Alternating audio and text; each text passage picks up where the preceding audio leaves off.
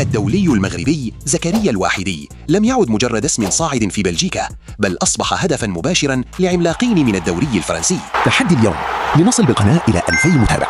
دعمكم هو ما يدفعنا للاستمرار وتقديم محتوى أقوى. أولمبيك مارسيليا وأولمبيك ليون يراقبان اللاعب عن قرب بعد الموسم الاستثنائي الذي قدمه مع خينك البلجيكي. والمفاجأة الوحيدي وهو ظهير أيمن سجل 12 هدفاً وقدم 5 تمريرات حاسمة خلال 41 مباراة. أرقام هجومية نادرة لمدافع، وهو ما جعل اسمه يتحول إلى واحد من أسخن أسماء الميركاتو الصيفي.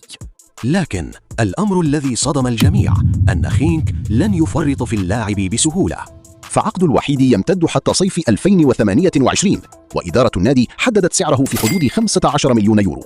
الآن السؤال الذي يشغل الجميع: هل يختار الوحيد مارسيليا أم يكون ليون هو القرار الذي سيغير كل شيء؟ وأنت مع أي فريق ترى الوحيد أفضل؟ وهل نحن أمام نجم مغربي جديد سينفجر في أوروبا؟